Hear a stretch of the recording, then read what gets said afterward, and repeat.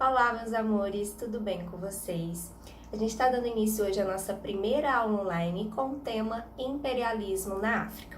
Mas antes da gente entrar de fato na África, é importante que a gente saiba o que é imperialismo.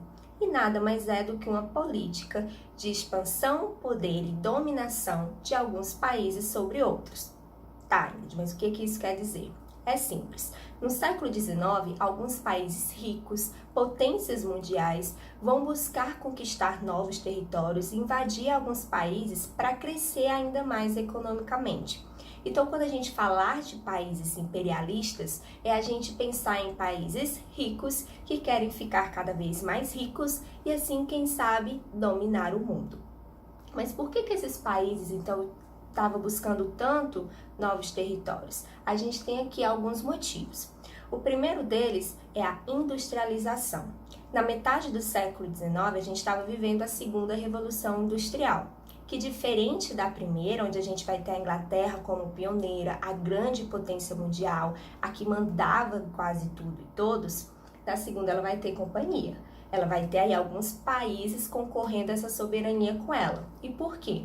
Porque a segunda revolução industrial vai trazer novas indústrias, novos mercados, uma grande capacidade de produção em massa, tecnologia e muitos países industrializados. Então, não só a Inglaterra, mas outros países vão estar buscando novos territórios também para obter mercado consumidor, matéria-prima e mão de obra barata. Então não se esqueçam, o imperialismo, a busca desses países por novos territórios vão se dar por esses três motivos.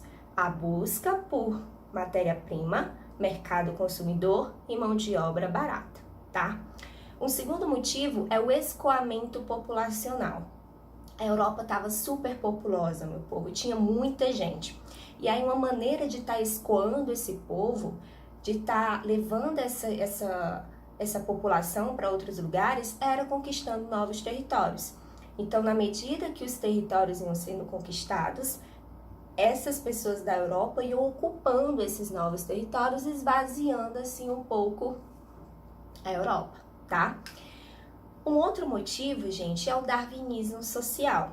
E aí, para esse, a gente tem que prestar um pouquinho mais de atenção, porque ele é muito importante para que a gente entenda o processo de imperialismo que vai se dar na África.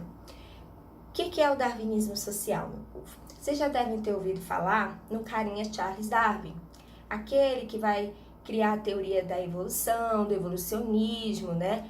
Da evolução das espécies. Muito bem, essas ideias vão, bombar no século XIX, sabe? Vão fazer muito sucesso. A galera só falava nessa tal da evolução das espécies. Até aí tudo bem. O que vai acontecer? Estes países imperialistas, como Inglaterra, como França, as potências mundiais, vão utilizar essas ideias de evolução das espécies e vão adaptar para as sociedades humanas. Como assim? Eles vão dizer que dessas espécies que Charles Darwin se referia, a que mais evoluiu, a que chegou no maior desenvolvimento, foram os brancos.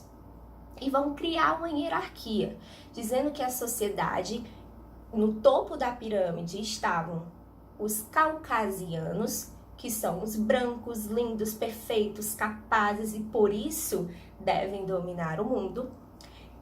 Embaixo, em seguida, vem os mongoloides, e aqui, meu povo, não tem nada a ver com doido não, viu? Então, por favor, mongoloides aqui, como eu estou rindo, não tem nada a ver como a gente costuma falar pejorativamente, chama ei, mongol, não tem nada a ver, viu? Por favor. Mongoloides aqui se referem à classe dos asiáticos e dos índios americanos. E, por fim, os mais lascados, condenados, que nunca iriam atingir o desenvolvimento, a classe dos negroides, que seriam aí os negros. Então, olha só o que esses países imperialistas brancos vão criar aí. Uma teoria chamada de darwinismo social, onde eles criam uma hierarquia entre as raças e se colocam como mais desenvolvido, como o principal deles e por isso o poder, o dever, na verdade, de estar invadindo outros territórios. Eles vão utilizar esse darwinismo social, meu povo, como justificativa para estar invadindo territórios como a África e como a Ásia. Por quê? Eles vão dizer que o homem branco, existiu o fardo do homem branco, que é ter uma missão civilizatória. Calma, eles não estão entendendo mais nada. Olha só, acompanha comigo o pensamento dos caras. Eles vão se intitular superiores às demais raças e vão dizer que por eles serem superiores, eles têm uma missão. A missão de civilizar aqueles que nunca vão conseguir chegar a ser tão desenvolvido como eles. Então, por isso ir aos territórios, por isso ir para a África, onde tem negros, por isso ir para a Ásia, onde tem os asiáticos. E o que é esse civilizar, Ingrid? É explorar, é dominar, é escravizar. Bela civilização, hein, meu povo? Pense aí que fardo para essa classe tá aí tomando a riqueza dos outros países. E é por esse motivo que eles acabam indo para a África, que é onde a gente vai agora, a gente vai falar um pouquinho. Muito bem.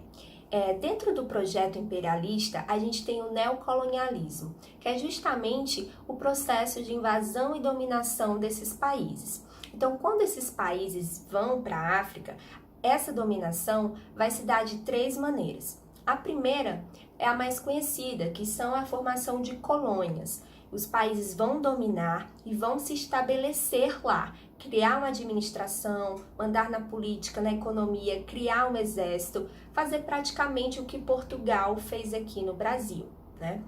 A segunda forma de dominação são os protetorados. Olha só que nome bonito, meu povo. Protetorado. O que é um protetorado? É quando o país é dominado, só que ele continua com seu governo local, com o governo nativo. Apenas esse governo, essa administração, está submetida ao país imperialista que o invadiu, tá? E o terceiro e último são as áreas de influência. Há uma dominação, mas muito mais uma dominação econômica. Esse país aí vai estar submetido, vai estar dependente economicamente desse país imperialista.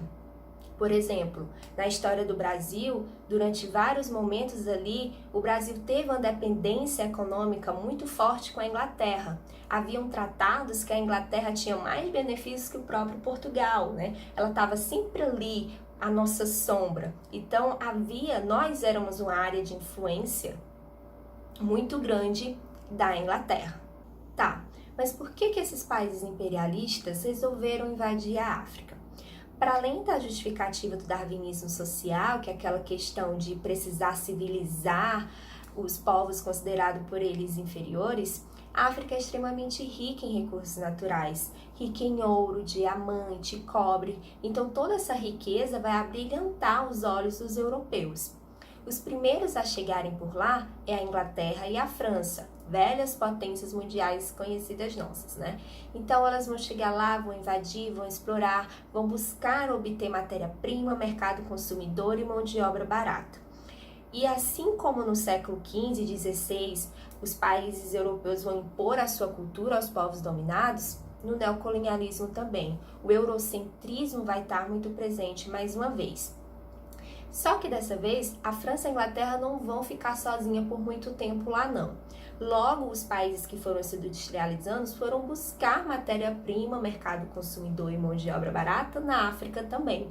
Então, Portugal chega por lá, a Inglaterra, aliás, a Alemanha e a Itália, que tinham acabado de se unificar, também vão para a África, ou seja, meu povo, de repente a África está invadida por vários países que vão, inclusive, brigar entre si por territórios. Todo mundo ali querendo pegar uma parte da África para explorar ali o máximo possível.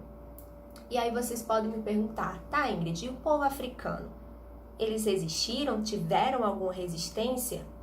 Claro que sim, né, meu povo? Ou vocês acham que os europeus chegaram lá dominando, matando, explorando, roubando tudo que é deles, dizendo que eles eram povos inferiores, e os africanos iam, sejam bem-vindos, europeus, brancos, lindos, maravilhosos, venham pegar nossas riquezas?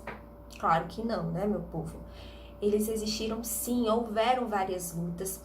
assim como teve também na questão da escravidão aqui no Brasil. Então nunca pense no negro ou no africano como um ser passivo, e sim como um povo que sempre lutou com tudo que tinha e podia pela sua liberdade e pela sua nação.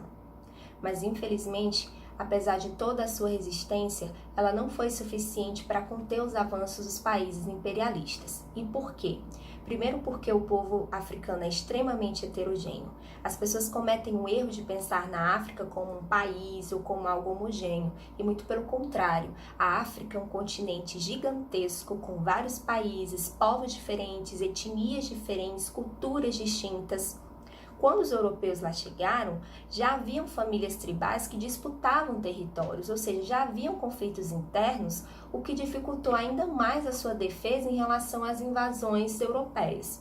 Outro fator é a questão bélica. As armas dos europeus eram muito superiores em relação à dos africanos, fragilizando ainda mais a sua resistência.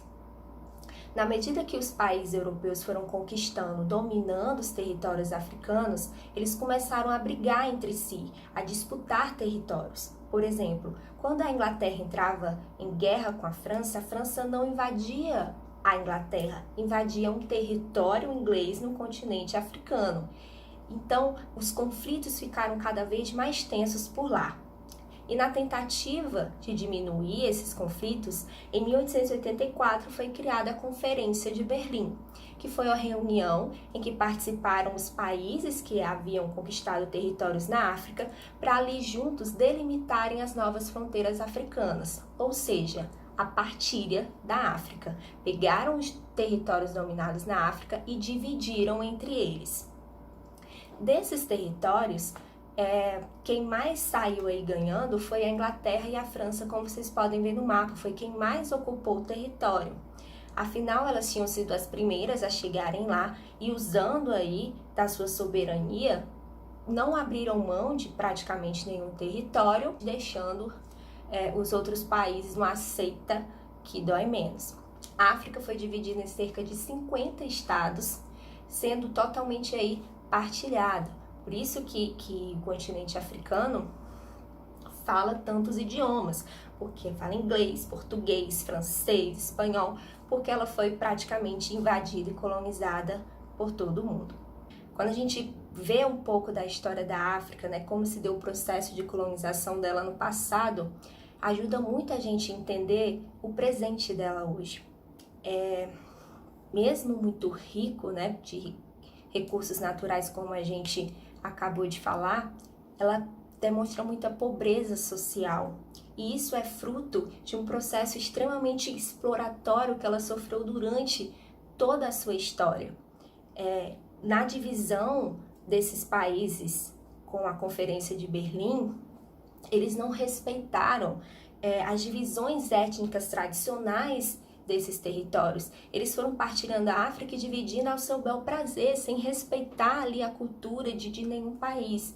O que faz com que até hoje a África ainda tenha conflitos internos. Há guerras civis em alguns países africanos e uma economia extremamente dependente da Europa, por ter todo um processo de intervenções europeias, de exploração europeia.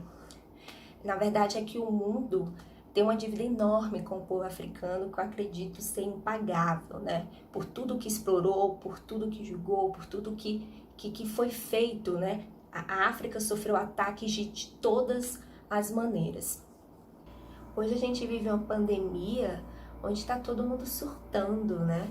Por estar lidando aí com vírus onde não se tem um tratamento para a doença, não se tem vacina, não temos um sistema de saúde capaz de atender a população e tá todo mundo com medo, assustado com tudo isso que está acontecendo porque é novo para todo mundo. Agora imagine que na África eles vivem constantemente essa situação de epidemia, de não ter tratamento para as doenças, de não ter assistência médica, de não ter um sistema de saúde capaz de atender a população. Os telejornais falam todos os dias de como está a situação da Europa, né? Como na Itália, Espanha, o número de mortos nos Estados Unidos, mas Quantas vezes vocês ouviram eles falando da África, né? Um continente tão grande, tão vasto, de uma pobreza social tão grande. Dificilmente, é como se eles fossem invisíveis no mundo. Então, infelizmente, a nossa realidade é de um mundo em que o eurocentrismo ainda é muito presente e aquele darwinismo social das hierarquias humanas ainda é uma realidade, tá? Então, com isso eu encerro por aqui, espero que vocês tenham gostado e a gente se vê nos próximos dias com mais um vídeo. E o mundo parou, mas a história essa não para nunca, inclusive a nossa.